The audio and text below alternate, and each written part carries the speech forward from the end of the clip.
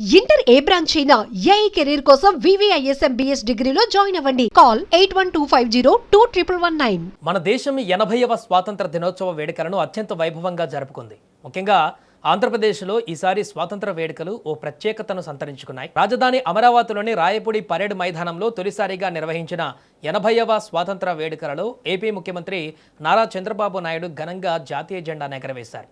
మన చేతిలో జాతీయ జెండా ఉండాలి, మన గుండెల్లో దేశం కోసం బలమైన అజెండా ఉండాలి అంటూ సీఎం చంద్రబాబు చేసిన వ్యాఖ్యలు ప్రస్తుతము రాష్ట్ర వ్యాప్తంగా చర్చనీయాంశంగా మారాయి.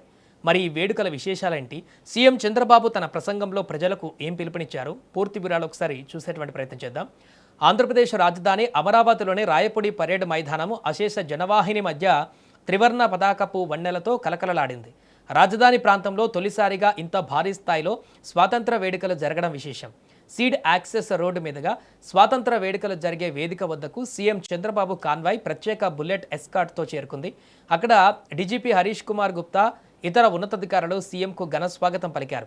అనంతరం ముఖ్యమంత్రి చంద్రబాబు గర్వంగా జాతీయ పతాకాన్ని ఎగరవేసి త్రివర్ణ పతాకానికి ఘనంగా వందనం సమర్పించారు.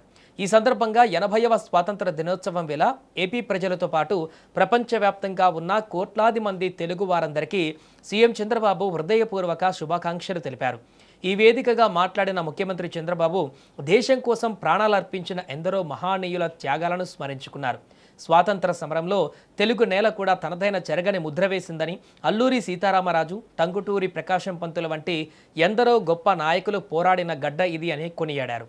త్యాగాలకు నిజమైన నివాళి, ఎందరో మహానీయుల పోరాటాల ఫలితమే నేడు మనం అనుభవిస్తున్న ఈ స్వాతంత్రమని, వారి త్యాగాలకు మనం అర్పించే నిజమైన నివాళి దేశ భవిష్యత్తును మరింత గొప్పగా నిర్మించడమేనని స్పష్టం చేశారు. ఇక ప్రతి ఒక్కరూ దేశం పట్ల తమ బాధ్యతను గుర్తించాలని సీఎం చంద్రబాబు పిలుపునిచ్చారు. ఆయన మాటల్లోనే చెప్పాలంటే దేశం మనకు హక్కులు, గుర్తింపు, గౌరవం తీసుకువచ్చింది. నా దేశం నా బాధ్యత అని ముందుకు సాగాలి. దేశం నాకేం చేసిందని కాదు, దేశానికి నేను ఏం చేయగలనని అందరూ ఆలోచించాలని పిలుపునిచ్చారు. అంతేకాదు 2047 నాటికి వికసిత్ భారత్, స్వర్ణాంధ్ర సాకారం చేయాలన్న సమున్నత లక్ష్యంలో రాష్ట్రంలోని ప్రతి ఒక్కరూ భాగస్వాములు కావాలని కోరారు. దేశానికి స్వాతంత్రం వచ్చి 100 సంవత్సరాలు పూర్తి కానున్న తరుణంలో 2047 నాటికి దేశం, రాష్ట్రం స్వాతంత్రం నుంచి సమృద్ధి వైపు, వికాసం నుంచి వైభవం వైపు ముందుకు సాగాలని, ఈ సంకల్పాన్ని నెరవేర్చుకునేందుకు అందరూ ఐక్యంగా కలిసి ముందడుగు వేయాలని చంద్రబాబు పిలుపునిచ్చారు. భారత్ మాతాకి, భారతీయులకు, ప్రపంచవ్యాప్తంగా ఉన్న తెలుగు వారికి నా హృదయపూర్వక స్వాతంత్ర దినోత్సవ శుభాకాంక్షలు. ఈరోజు మనందరం జాతీయ జెండా కింద నిలబడ్డాం. ఈ జాతీయ జెండా మన స్వాతంత్రానికి ప్రతీక, మన ఆత్మ గౌరవానికి ప్రతిబింబం, మన ఐక్యతకు చిహ్నం, మన భవిష్యత్తుకు మార్గదర్శకం. 90 ఏళ్ల పోరాట ఫలమే స్వాతంత్రం. మనకు స్వాతంత్రం తేలిగ్గా రాలేదు, ఒక్క రోజులో రాలేదు, ఒక్కరి పోరాటంతో రాలేదు. ఎన్నో దశాబ్దాల పోరాటం, ఎన్నో తరాల ఉద్యమం, ఎందరో మహనీయుల బలిదానం, ఎందరో అమరవీరుల ప్రాణత్యాగం మనకు స్వాతంత్రాన్ని అందించాయి. మహాత్మా గాంధీ అహింసను ఆయుధంగా మార్చారు.